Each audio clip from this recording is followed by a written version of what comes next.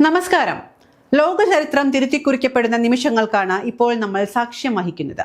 ഇത്രയും കാലം ലോകത്തെ വിരൽത്തുമ്പിൽ നിർത്തിയ വൻ ശക്തികളുടെ അഹങ്കാരം ഹോർമൂസിലെ തിരമാലകളിൽ തകരുകയാണ്. അമേരിക്കയെയും ഇസ്രായേലിനെയും തള്ളിപ്പറഞ്ഞ ലോകരാജ്യങ്ങൾ ഓരോന്നായി ഇറാന്റെ പക്ഷത്തേക്ക് ചേക്കേറുന്നു. ഫ്രാൻസും ജപ്പാനും ചൈനയും റഷ്യയും ഉൾപ്പെടെയുള്ള ശക്തികൾ ഇറാന്റെ ചട്ടക്കൂടുകൾ അംഗീകരിക്കുന്നു. ഇത് പുതിയ ലോകക്രമത്തിന്റെ തുടക്കമാണ്. അമേരിക്കയുടെ യുദ്ധക്കപ്പലുകൾക്ക് അകമ്പടി പോകില്ല എന്ന് പ്രഖ്യാപിച്ചുകൊണ്ട് ഫ്രാൻസും ജപ്പാനും നടത്തിയ നീക്കം വൈറ്റ് ഹൗസിനെ ശരിക്കും ഞെട്ടിച്ചിട്ടുണ്ട്. തങ്ങളുടെ കപ്പലുകൾ സുരക്ഷിതമായി കടന്നുപോകാൻ അവർ തെരഞ്ഞെടുത്തത് ഇറാന്റെ നയതന്ത്ര പാതയാണ്. അമേരിക്കയുടെ തോക്കിൻ മുനയിൽ ഹോർമൂസ് തുറക്കില്ല എന്ന ലോകം തിരിച്ചറിഞ്ഞു കഴിഞ്ഞു. സമാധാനത്തിന്റെ വഴി പേർഷ്യൻ തീരത്തുകൂടിയാണ് എന്ന് ഫ്രഞ്ചുകാരും ജപ്പാൻകാരും വിളിച്ചു പറയുമ്പോൾ അവിടെ തകരുന്നത് അമേരിക്കയുടെ ഏകാധിപത്യമാണ്. ആകാശത്ത് US വിമാനങ്ങൾ കത്തിയമരുമ്പോൾ കടലിൽ നയതന്ത്രത്തിന്റെ പുതിയ കപ്പലുകൾ ഇറാന്റെ പതാകയ്ക്ക് താഴെ അണിനിരക്കുകയാണ്. Russia, India, China, Iraq, Pakistan ഈ 5 രാജ്യങ്ങൾക്ക് ഇറാൻ നൽകിയ ഇളവുകൾ ഒരു വലിയ രാഷ്ട്രീയ നീക്കമായിരുന്നു. ഈ രാജ്യങ്ങളുടെ കപ്പലുകൾക്ക് യാതൊരു തടസ്സവുമില്ലാതെ ഹോർമൂസ് കടക്കാം. ഇതിലൂടെ ലോകത്തിലെ പ്രധാന സാമ്പത്തിക ശക്തികളെ തങ്ങളുടെ പക്ഷത്ത് നിർത്താൻ ഇറാന് സാധിച്ചിട്ടുമുണ്ട്. ചങ്ങല പൊട്ടിച്ചുകൊണ്ട് കപ്പലുകൾ നീങ്ങുകയാണ്. പക്ഷേ ആ ചങ്ങലയുടെ താക്കോൽ ഇപ്പോഴും ഇറാന്റെ കയ്യിലാണ്. ശത്രുവിനെ കടലിൽ പുറത്തു നിർത്താനും മിത്രങ്ങളെ കൈപിടിച്ചു കൂടെ നിർത്താനും ഇറാന് നന്നായി അറിയാം.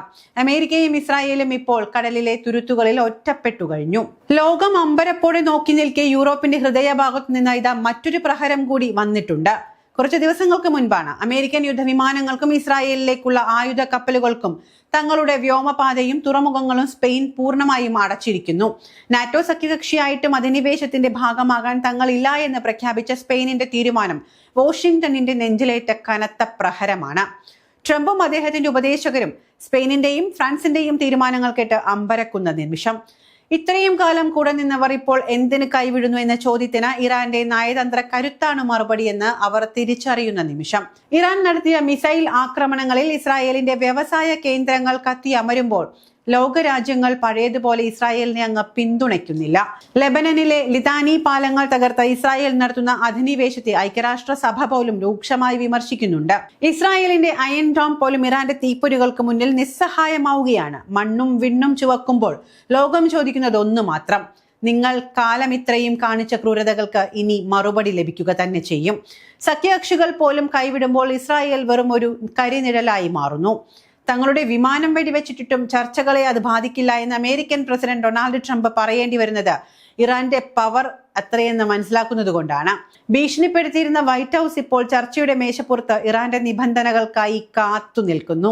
യുദ്ധം തുടങ്ങാൻ ആർക്കും സാധിക്കും, പക്ഷേ അവസാനിപ്പിക്കാൻ ഇറാന്റെ അനുവാദം വേണമെന്ന ലോകത്തിന് ഇപ്പോൾ ഏകദേശം മനസ്സിലായിട്ടുണ്ട്. ആകാശത്ത് അമേരിക്കൻ ചിറകുകൾ തകർന്നു വീണപ്പോൾ അവിടെ തകർന്നത് വൻ ശക്തികളുടെ അപ്രമാദിത്വമാണ്. ഇനി ചർച്ചകൾ നടക്കുമെങ്കിൽ അത് ഇറാന്റെ നിബന്ധനകൾ അനുസരിച്ച് മാത്രമായിരിക്കും. ബ്രസീലിലെ എണ്ണ കമ്പനികൾക്ക് നേരെയുണ്ടായ ഓരോ ഡ്രോൺ ആക്രമണവും ലോകത്തിന് നൽകുന്ന സന്ദേശം ഒന്നാണ്: ഇറാന്റെ താല്പര്യങ്ങൾ സംരക്ഷിക്കപ്പെടാതെ ആഗോള വിപണി സുരക്ഷിതമാകില്ല. ഹോർമൂസിലെ ഹൈ ഫ്രീക്വൻസി സിഗ്നൽ സിസ്റ്റം ലോകത്തിലെ ഓരോ കപ്പലിനെയും നിയന്ത്രിക്കുമെന്നത് എടുത്തു പറയുന്നു. ഫ്രീഡം ഓഫ് നാവിഗേഷൻ എന്ന് പറഞ്ഞ് അധികാരം കാണിക്കാൻ വരുന്നവർക്കുള്ള മുന്നറിയിപ്പാണ്. ഹോർമൂസിൽ സൗജന്യ യാത്ര നിരോധിച്ചിരിക്കുന്നു. നിയമവും നിയന്ത്രണവും കടലും ഞങ്ങളുടേതാണ്. ഇറാന്റെ പവർ എന്ന് പറയുന്നത് ആയുധം മാത്രമല്ല, ലോകത്തിന്റെ ശ്വാസം പിടിച്ചു നിർത്താനുള്ള ആത്മവിശ്വാസം കൂടിയാണ്. ലോകരാജ്യങ്ങളോട് മുഴുവൻ ശത്രുതയില്ല ഇറാന്. ഇറാന്റെ പരമാധികാരത്തിന്മേൽ കടന്നു കയറുന്ന ശത്രുവിനോട് മാത്രമാണ് ഈ ഒരു നീക്കം. ലോകരാജ്യങ്ങൾ ഇറാന്റെ ചുവട് പിടിച്ചു നീങ്ങുമ്പോൾ പശ്ചിമേഷ്യയിൽ അമേരിക്കയുടെയും ഇസ്രായേലിന്റെയും ആധിപത്യം അവസാനിക്കുകയാണ്. ഇറാൻ എന്ന സിംഹം ഹോർമൂസിൽ അതിന്റെ സാമ്രാജ്യം സ്ഥാപിച്ചു കഴിഞ്ഞു. അമേരിക്കയുടെ ഭീഷണികൾക്ക് മുൻപിൽ യൂറോപ്പ് മുട്ടുമടക്കുമെന്ന് കരുതിയവർക്ക് തെറ്റി. സ്പെയിനിന്റെ ആകാശത്ത് ഇനി ഇറാന്റെ ശത്രുക്കൾക്ക് പറക്കാൻ അനുവാദമില്ല. സഖ്യകക്ഷികൾ ഓരോന്നായി കൈവിടുമ്പോൾ വാഷിംഗ്ടൺ ഇപ്പോൾ ലോക ഭൂപടത്തിൽ ഒറ്റപ്പെട്ട ഒരു തുരുത്തായി മാറുകയാണ്. സ്പെയിൻ കാണിച്ച ഈ ചങ്കൂറ്റം അമേരിക്കയുടെ അപ്രമാദിത്വത്തിനേറ്റ പ്രഹരമാണ്. ആയുധങ്ങൾ നിറച്ച നിങ്ങളുടെ വിമാനങ്ങൾക്ക് മുകളിൽ സ്പെയിൻ ചുവപ്പുകൊടി കാണിക്കുമ്പോൾ അവിടെ ജയിക്കുന്നത് ഇറാന്റെ രാഷ്ട്രീയവും തോൽക്കുന്നത് അധിനിവേശത്തിന്റെ വാശിയുമാണ്. പശ്ചിമേഷ്യയിൽ ഇനി വാക്കുകളില്ല, വെടിയുണ്ടകൾ മാത്രം. ലോകത്തിന്റെ കണ്ണുകൾ ഇപ്പോൾ പശ്ചിമേഷ്യയിലേക്കാണ്. വാക്കുകൾ തോക്കുകൾക്ക് വഴിമാറുന്നു. അതിനിടയിലാണ് അമേരിക്കയുടെ 2 അതിശക്തമായ യുദ്ധവിമാനങ്ങൾ വെടിവെച്ചുകൊണ്ട് ഇറാൻ തങ്ങളുടെ ആകാശ സീമകളിൽ പുതിയ അതിർവരമ്പുകൾ നിശ്ചയിക്കുന്നത്. ഇസ്രായേലിന്റെ ഹൃദയഭാഗത്ത് മിസൈലുകൾ പതിക്കുമ്പോൾ ആഭ്യന്തര ശത്രുക്കളെ കഴുമരത്തിലേറ്റിക്കൊണ്ട് ഇറാൻ തങ്ങളുടെ ആഭ്യന്തര സുരക്ഷയും ഉറപ്പാക്കുന്നുണ്ട്. യുദ്ധം കത്തുകയാണ്. കൊഗ്ലിയുയെ പ്രവിശ്യയിലെ മരനിലകളിലും പേർഷ്യൻ ഗൾഫിന്റെ ആഴങ്ങളിലും അമേരിക്കയുടെ 2 യുദ്ധവിമാനങ്ങൾ കത്തിയമരുകയാണ്. ഇറാന്റെ മിസൈൽ പ്രതിരോധ സംവിധാനം അമേരിക്കയുടെ അത്യാധുനിക സാങ്കേതിക വിദ്യയെ തകർത്തെറിഞ്ഞിരിക്കുന്നു. ലോകം യുദ്ധത്തിന്റെ വക്കിൽ നിൽക്കുമ്പോൾ അപ്രതീക്ഷിതമായ ഒരു ട്വിസ്റ്റ് കൂടിയുണ്ട്. ഇറാന്റെ വ്യോമാതിർത്തിയിൽ വെച്ച് തങ്ങളുടെ യുദ്ധവിമാനം തകർക്കപ്പെട്ട സംഭവത്തിൽ അമേരിക്കൻ പ്രസിഡന്റ് ഡൊണാൾഡ് ട്രംപിന്റെ പ്രതികരണമാണത്. ഈ ആക്രമണം ഇരു രാജ്യങ്ങളും തമ്മിലുള്ള നയതന്ത്ര ചർച്ചകളെ ബാധിക്കില്ല എന്ന് ട്രംപ് പ്രഖ്യാപിക്കുന്നു. വെടിയുണ്ടകൾക്ക് മറുപടി സമാധാനത്തിന്റെ ഭാഷയിലോ അതോ ഇതും വാക്കിനു വ്യവസ്ഥയില്ലാത്ത ആ മനുഷ്യന്റെ തന്ത്രമാണോ? ഇറാന്റെ ആകാശത്ത് അമേരിക്കയുടെ അത്യാധുനിക വിമാനം കത്തിയമർന്ന വാർത്ത കേട്ട് ലോകം വിറച്ചിട്ടുണ്ട്. എന്നാൽ വാഷിംഗ്ടണിൽ നിന്ന് വന്ന പ്രതികരണം കേട്ടാണ് എല്ലാവരും അത്ഭുതപ്പെട്ടത്. വിമാനം വെടിവെച്ചിട്ടത് വലിയ തെറ്റാണ് എന്ന് പറയുമ്പോഴും അത് ചർച്ചകളെ ബാധിക്കില്ല എന്ന് നമ്മുടെ ട്രംപ് വിലയിരുത്തുന്നു. ആകാശത്ത് വെടിയുണ്ടകൾ പായുമ്പോഴും മേശപ്പുറത്ത് ചർച്ചകൾ തുടരാമെന്ന് പറയുന്നത് ട്രംപിന്റെ ഔദാര്യമൊന്നുമല്ല, മറിച്ച് ഇറാന്റെ പ്രഹരശേഷി കണ്ടുള്ള തിരിച്ചറിവ് തന്നെയാണ്. ആകാശത്ത് അദൃശ്യരാണ് എന്ന് കരുതിയവർ മണ്ണിൽ പതിച്ചപ്പോൾ യുദ്ധം അത്ര എളുപ്പമല്ല എന്ന് വൈറ്റ് ഹൗസ് തിരിച്ചറിഞ്ഞിരിക്കുന്നു.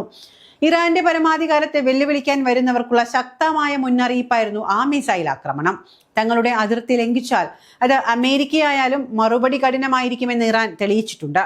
ആക്രമണം നടത്തിയിട്ടും ചർച്ചയ്ക്ക് തയ്യാറെന്ന് അമേരിക്കയ്ക്ക് പറയേണ്ടി വരുന്നത് ഇറാന്റെ രാഷ്ട്രീയവും സൈനികപരവുമായ വിജയം തന്നെയാണ്. ഈ സംഭവം ചർച്ചകളെ ബാധിക്കില്ല എന്ന ട്രംപിന്റെ പ്രസ്താവനയ്ക്ക് പിന്നിൽ പല ലക്ഷ്യങ്ങളും ഉണ്ടാകാം. ഉപരോധങ്ങൾ കൊണ്ട് ഇറാനെ തളയ്ക്കാൻ കഴിയാത്ത സാഹചര്യത്തിൽ ചർച്ചയിലൂടെ സമയം നീട്ടിക്കൊണ്ടു പോകാനാണോ അമേരിക്കയുടെ നീക്കമെന്നും കണ്ടറിയേണ്ടതുണ്ട്. ഫ്രാൻസും ജപ്പാനും നേരത്തെ തന്നെ അമേരിക്കയുടെ സൈനിക സഖ്യത്തിൽ നിന്ന് വിട്ടുനിന്നെങ്കിലും വ്യോമപാതയും തുറമുഖങ്ങളും ഔദ്യോഗികമായി അടച്ചുകൊണ്ട് സ്പെയിൻ എടുത്ത ഈ തീരുമാനം അന്താരാഷ്ട്ര തലത്തിൽ വലിയ നയതന്ത്ര ചലനങ്ങളാണ് ഉണ്ടാക്കിയിരിക്കുന്നത്. ചുരുക്കി പറഞ്ഞാൽ അമേരിക്ക എന്ന ലോകശക്തി ഇറാനു മുൻപിൽ പൂർണ്ണമായും അവസാനിച്ചിരിക്കുന്നു എന്ന് വേണം കരുതാൻ.